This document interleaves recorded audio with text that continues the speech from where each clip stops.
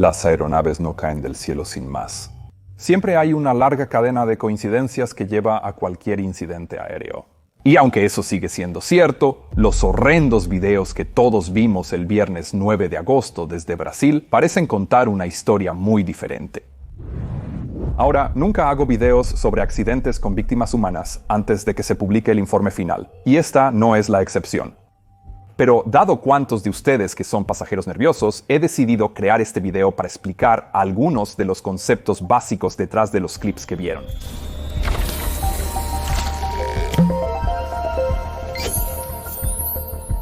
Comencemos con lo que llevó a esto.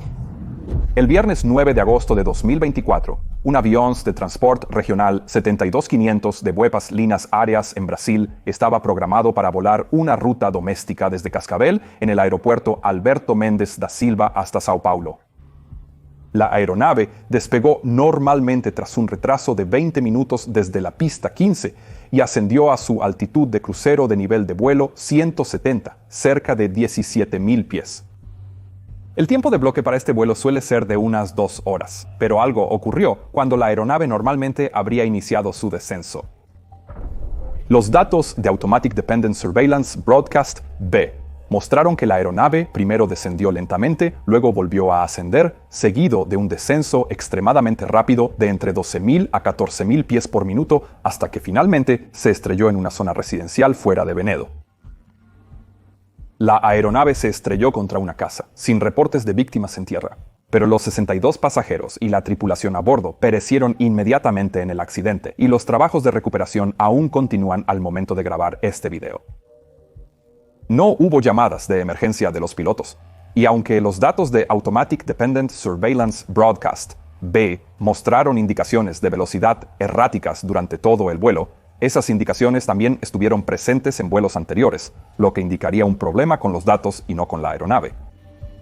Como mencioné, es muy pronto para especular sobre las causas reales de este accidente. Tendremos que esperar el informe interino y final para eso, lo cual normalmente tomará alrededor de un mes para el interino y 2 años para el final. Pero hablemos ahora de algunos de los factores involucrados que sí conocemos. La aeronave involucrada era un avión de transporte regional 72500 de 14 años de antigüedad, propiedad de una compañía de leasing llamada Nordic Aviation Capital. La aeronave con matrícula Papa Sierra Víctor Papa Bravo fue despachada antes del vuelo, por lo que se consideró técnicamente apta para volar, aunque su estado técnico antes del vuelo es desconocido hasta la fecha de la filmación del video. Durante la última parte del vuelo, la aeronave estaba volando a través de una zona de hielo severo pronosticado que existía entre 12 y 21.000 pies. Lo sabemos debido a un SIGMET emitido públicamente que detallaba el tiempo, la cobertura geográfica y vertical, así como la severidad de ese peligro de hielo. Esto formará parte de todo el material de información previa al vuelo de los pilotos, pero no sabemos si a estos pilotos se les había proporcionado esto o no.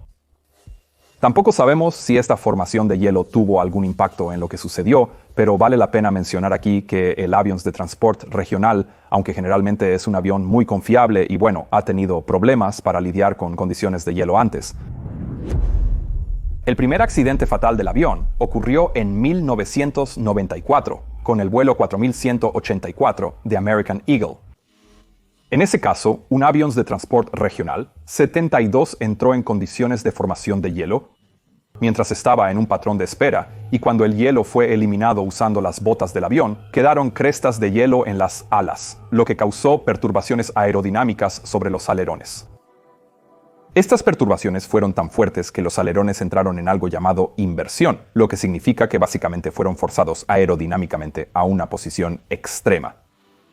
Esta inversión solo fue posible porque el avión de transporte regional, al igual que algunos otros turbohélices, tiene alerones accionados manualmente en lugar de hidráulicamente. Los alerones hidráulicos habrían sido lo suficientemente fuertes para contrarrestar las fuerzas aerodinámicas, pero probablemente los controles fueron arrancados de las manos del piloto. El resultado fue un violento movimiento de alabeo que los pilotos finalmente no pudieron superar.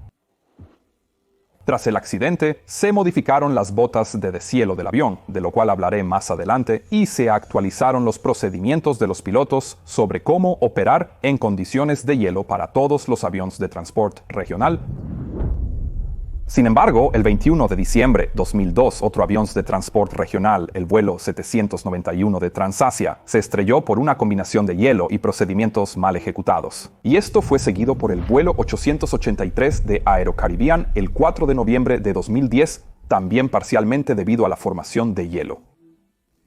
Y finalmente, el 2 de abril de 2012, el vuelo 120 de UTAIR se estrelló poco después del despegue debido a procedimientos de deshielo aplicados incorrectamente y, como puedes ver, todos estos accidentes tenían elementos de hielo en ellos, aunque no fueron el único factor. Entonces, ¿por qué la formación de hielo es tan peligrosa en general y especialmente para esta aeronave? La formación de hielo tiende a acumularse rápidamente en las superficies aerodinámicas más expuestas de una aeronave, como los bordes de ataque de las alas, motores, sondas y controles de vuelo. Cuando esto sucede, las propiedades aerodinámicas de estas superficies pueden comenzar a cambiar de varias maneras dependiendo de la forma que tome el hielo, lo cual es imposible de predecir. El hielo añade resistencia, ralentizando la aeronave y cambiando el desempeño de los controles de vuelo, dificultando el control de la aeronave, especialmente si los controles son de potencia manual, como los alerones en el avión de transporte regional. Además, la formación de hielo añade peso, reduciendo aún más el rendimiento. Si el hielo comienza a acumularse en las hélices o aspas del ventilador del motor, los motores se volverán menos eficientes y perderán su capacidad para contrarrestar los aumentos en la resistencia y el peso. Entonces, en resumen, la formación de hielo puede ser muy mala. Y es por eso que siempre ves a las aeronaves siendo correctamente deshieladas cuando se encuentran condiciones de hielo en el suelo. Y también es por eso que los aviones de categoría de transporte siempre están equipados con sistemas de deshielo para las alas, ventanas del piloto, sondas y motores. Los sistemas de deshielo o antihielo para los bordes de ataque de las alas en aviones grandes suelen ser de dos tipos distintos. O bien se deja salir una pequeña cantidad de aire caliente del interior del núcleo del motor para calentar los bordes de ataque, o, como en el caso del avión de transporte regional, el aire se utiliza en su lugar para inflar algo conocido como botas. Estas botas básicamente actúan como globos que se expandirán y romperán cualquier hielo que se haya acumulado, y, en teoría, la corriente de aire luego soplará el resto del hielo de las alas. Las botas se conocen como equipo de deshielo, pues solo sirven para eliminar el hielo acumulado. El sistema de calefacción de aire desangrado que usamos en el Boeing 737 es un deshielador y antihielo, ya que también se puede usar para prevenir la formación de hielo y evitar que se adhiera inicialmente. Las hélices o palas del ventilador generalmente se calientan eléctricamente o con aire desangrado, usándose siempre como antihielo para evitar la acumulación de trozos de hielo que podrían romperse y ser succionados por el motor.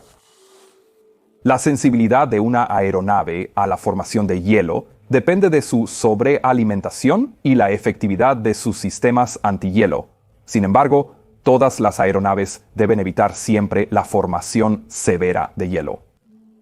La definición de formación de hielo severa es que la tasa de acumulación de hielo es tal que los sistemas antihielo y de deshielo podrían fallar en reducir el peligro, lo que significa que lo que es una formación de hielo severa para una aeronave puede que no lo sea para otra, dependiendo de su rendimiento y equipo. El avión de transporte regional es una aeronave sensible a la acumulación de hielo, por lo que tiene procedimientos estrictos que el piloto debe seguir en caso de encontrarse con formación de hielo moderada a severa. Estos procedimientos incluyen aumentar la velocidad del aire a 30 nudos por encima del indicador de hielo, normalmente un indicador rojo en la pantalla de vuelo principal del piloto.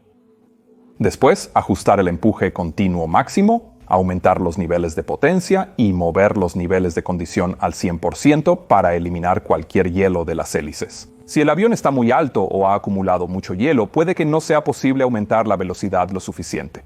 En ese caso, lo único que se puede hacer es comenzar inmediatamente un descenso, utilizando la energía potencial del avión para aumentar la velocidad. Este descenso puede tener que iniciarse incluso sin la autorización del controlador aéreo, ya que es una emergencia inminente. Si esto no se hace, las consecuencias pueden ser graves. Como mencioné, el hielo podría comenzar a interferir con las superficies aerodinámicas del avión que brindan la sustentación y el control necesarios para volar. Esto implica que la velocidad de pérdida del avión, cuando las alas dejan de volar, puede incrementarse significativamente. De ahí la necesidad de esa aceleración inmediata a 30 nudos en el Avions de Transport regional. Ahora tendré que volverme un poco teórico aquí, pero pronto tendrá sentido, lo prometo. Las alas normalmente entrarán en pérdida en función del ángulo de ataque de las alas, que es una medida del ángulo entre la cuerda del ala y el ángulo del aire que se aproxima. A mayor ángulo, más sustentación produce un ala a una velocidad dada, hasta un punto específico que se conoce como el ángulo de ataque crítico del ala. Si se supera eso, el aire dejará de seguir la curvatura del ala y comenzará a liberarse, lo que lleva a una pérdida abrupta de sustentación. Normalmente puedes sentir las vibraciones de las alas, conocido como buffet. Si se aumenta más el ángulo de ataque, el ala entrará en pérdida total, dejando de producir sustentación útil. Normalmente, los aviones están construidos de tal manera que una pérdida conduce a la caída de la nariz, lo que significa que el avión comenzará a ganar velocidad nuevamente, algo similar a lo que ves hacer a un avión de papel cuando lo lanzas. Pero hay casos en los que esto no sucede. Las pérdidas pueden suceder en cualquier superficie aerodinámica, como el timón de dirección y el estabilizador horizontal que controlan la guiñada y el cabeceo del avión. En un avión con un estabilizador horizontal convencional, el ángulo de ataque del ala solo afectará ligeramente el flujo de aire sobre el estabilizador, por lo que incluso si el ángulo de ataque es muy alto, el aire seguirá fluyendo sobre él. Pero en aviones que utilizan un estabilizador horizontal en T, como el Avions de Transport regional, existe la posibilidad de que un ángulo de ataque muy alto del ala pueda causar una estela de aire perturbado desde las alas que se desplace sobre el estabilizador, lo que potencialmente podría provocar su pérdida y, por lo tanto, haciéndolo significativamente menos efectivo. Y debido a que el estabilizador horizontal y los elevadores en él controlan el cabeceo, eso es muy malo, porque podría llevar a una situación conocida como superpérdida. Una superpérdida es cuando el avión pierde su control de cabeceo y por lo tanto su capacidad para salir de la pérdida primaria. Básicamente seguirá descendiendo como una hoja. Pero lo que vimos en esos horribles videos el viernes fue un avión que había entrado en algo conocido como giro plano, y eso no es una superpérdida, aunque comparte algunas de sus características incontrolables, especialmente en aviones grandes. Un giro normal generalmente ocurre si un avión entra en pérdida y luego se introduce una guiñada repentina, ya sea por los timones, por la entrada de un piloto, una falla del motor u otra cosa. Esta guiñada hace que la sustentación aumente temporalmente en un ala, mientras que hace que la otra entre aún más en pérdida, provocando que el avión comience a girar alrededor de su centro de gravedad. Esto suele ir acompañado de una actitud muy altiva y de mirar por encima del hombro. Ahora, en aviones más pequeños, hay pasos relativamente simples que se pueden tomar para romper el giro, y normalmente incluye un acrónimo llamado poder, actitud, rumbo, elevación. Potencia al ralentí, alerones neutrales, timón de dirección opuesto a la dirección del giro y timón de profundidad hacia adelante. Esta combinación reducirá la rotación mientras aumenta la velocidad del aire para disminuir el ángulo de ataque y lograr una salida completa del giro. Suele consumir algo de altitud, pero se puede hacer relativamente rápido. Ahora, un giro plano es una condición más grave, y como sugiere el nombre, incluye un movimiento de giro alrededor del eje de guiñada, pero con la actitud de la nariz mucho más alta que en un giro normal. Esta actitud plana reduce el flujo de aire sobre las superficies de control, disminuyendo su efectividad y dificultando la interrupción del giro. Un giro plano puede ocurrir por procedimientos de salida incorrectos como entradas de alerón opuestas, aumento de potencia en lugar de disminución o un centro de gravedad muy posterior. En cualquier caso, es una situación en la que absolutamente no quieres estar. En una aeronave grande como un Boeing o un Avions de Transport regional, las aeronaves más grandes tienen motores pesados en las alas, lo que crea un potencial empuje asimétrico o fuertes fuerzas giroscópicas mientras gira. Esto puede dificultar enormemente la recuperación, ya que el timón de dirección puede ser demasiado pequeño para generar el impulso opuesto necesario. Y también podría estar estancado debido a las fuertes fuerzas laterales creadas por el giro, resultando en un ángulo de ataque extremadamente alto del timón de dirección. Hasta donde sé, ninguna aeronave de categoría de transporte está certificada para maniobras de giro debido a los factores mencionados. Y durante la fase de certificación, a veces se utilizan paracaídas de arrastre para ayudar a detener los giros incontrolables si se desarrollan, algo que, por supuesto, las aeronaves regulares no tienen. Esto me lleva al siguiente punto. ¿Qué se puede hacer al respecto?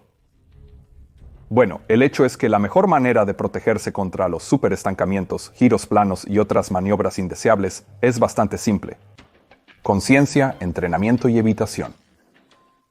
He destacado la gran relevancia del entrenamiento en técnicas de prevención y recuperación de trastornos, entrenamiento en recuperación de pérdida de control en vuelo, que ha sido exigido por la mayoría de aerolíneas y escuelas de vuelo en los últimos 10 años. Este entrenamiento ayuda a las tripulaciones a entender la aerodinámica detrás de los trastornos y las pérdidas, aumentando la vigilancia para un reconocimiento y recuperación más tempranos. Todos los pilotos pasan por un entrenamiento inicial y recurrente, donde el acercamiento a la pérdida y la recuperación es una parte obligatoria y crucial. El entrenamiento en recuperación de pérdida de control en vuelo ha elevado este entrenamiento a un nivel superior. Al aprender a volar, comenzamos en aviones pequeños, donde llevamos el avión a pérdidas completamente desarrolladas para sentir su reacción y aprender a recuperarnos con calma. Y durante nuestras calificaciones de tipo en aviones más grandes, se nos inculca que nunca permitamos que el avión entre en pérdida en primer lugar, sino que nos recuperemos de una pérdida inminente lo más pronto humanamente posible.